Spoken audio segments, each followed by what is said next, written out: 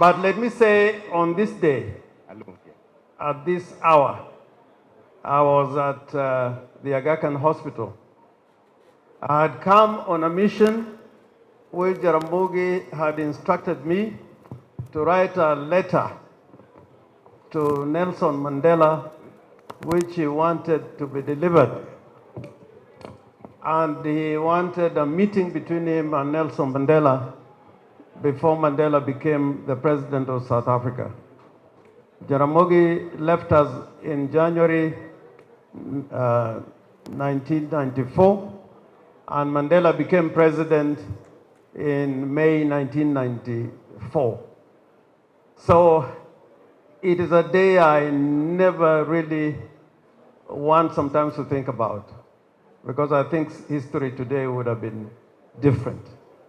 But I'm grateful to Olaro Tunu, because the things that you said about Jaramogi, I would not want to repeat them, but because Jaramogi left us with a legacy of struggle. And I think those virtues of Jaramogi are important for us today. The virtue of wisdom, the virtue of justice, and the virtue of courage. And more importantly, when we're talking about courage, is not sheer bravery. It's more than that. And for Jaramogi, it also meant the commitment to the truth. So I would feel happy if I could say in a few words what Jaramogi desired of us, those that he left behind. And I just want to read from his own book. And by the way, if you read Not Yet Uhuru, I want you to read the introduction by Jaramogi, read the preface by Kwame Nkrumah, and what I call a preamble and a dedication. These three parts of Jaramogi's book are very important, thinking about the struggle today. And this is what Jaramogi said in this seminal book about the time. And I quote, "When the political temperature," I may paraphrase in order to shorten, "when the political temperature was highest, the youth and the women were the greatest single force of our struggle and its nerve center. The women created the political consciousness," and I'm grateful what John Mbogo is saying. The women created the political consciousness which sent the people to the polls, and it is they who voted to sweep our first independence government to power. The youth and women galvanized the people on whose support we rode to victory. They were never afraid of bullets, tear gas, or jail. And then in his dedication in this book, what does he say? And I quote, "I dedicate this book, the story of my life and political struggle, to the youth of Kenya, my country. As the spirit of the youth carried us through our hardest days in the fight for independence, so on the youth, the youth will shape our new country, Kenya." So, looking at the struggle from 1994, without the youth, I think we would not have been where we are today. Without the women, I don't think we would be where we are today. And I want to repeat that it is true that when there were meetings about the leadership of fought. Jaramogi's preferred candidate was Wangari Maathai. And you remember, to the end, in the elections that came, Wangari Maathai still advocated for Jaramogi to become the third president of the Republic of Kenya.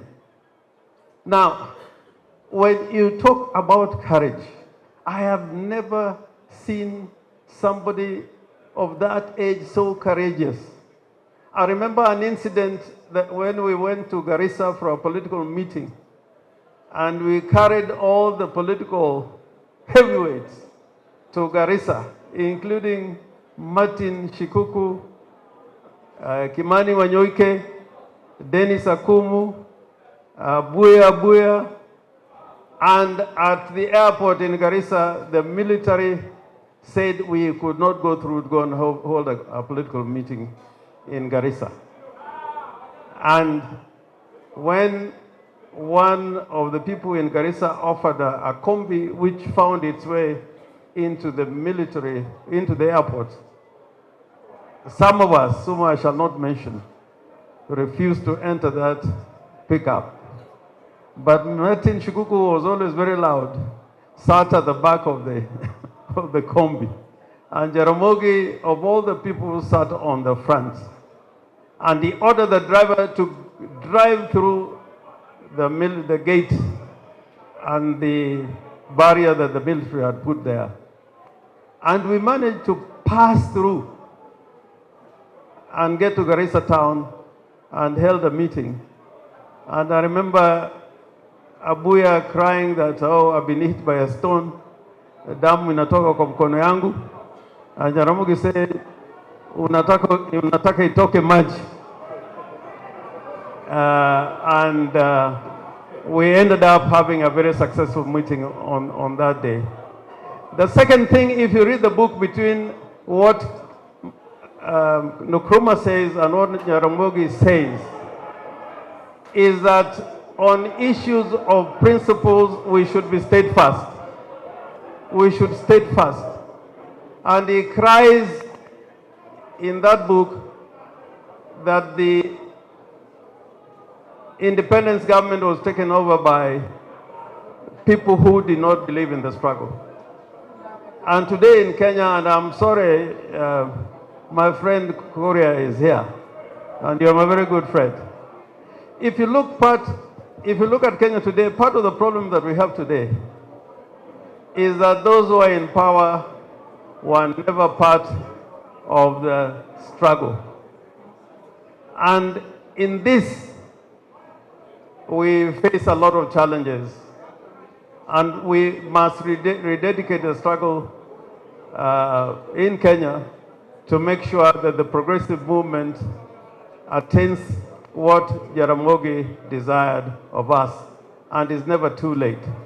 And I thank Raila Amolo Odinga being steadfast in keeping this flame of freedom burning all the time.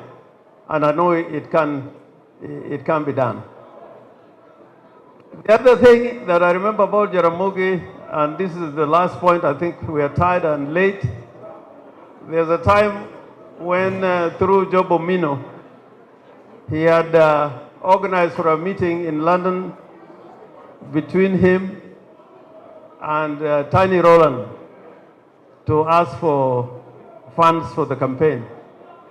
And Tiny Roland used to run a hotel in London with Mohammed Gaddafi. As soon as we got to that hotel, Jaramogi, instead of just asking for a contribution, he went straight and told Tiny Roland that you people have exploited Africa and you have nothing to show.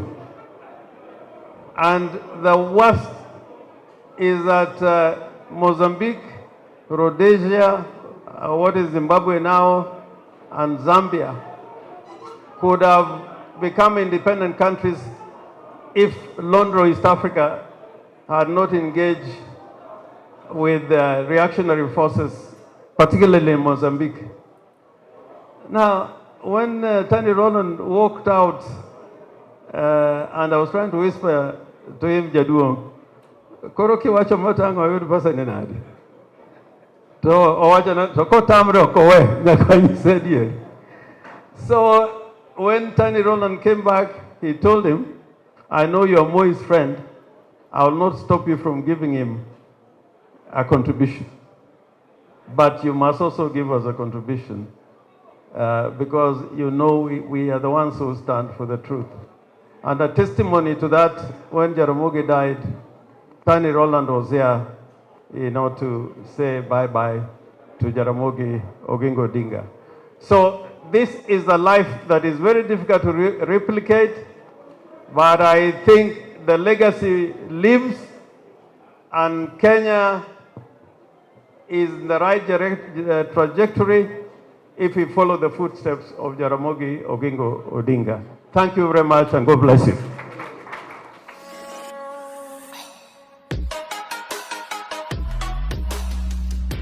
You are watching Media One International, always fast and fast. Like, share, and subscribe.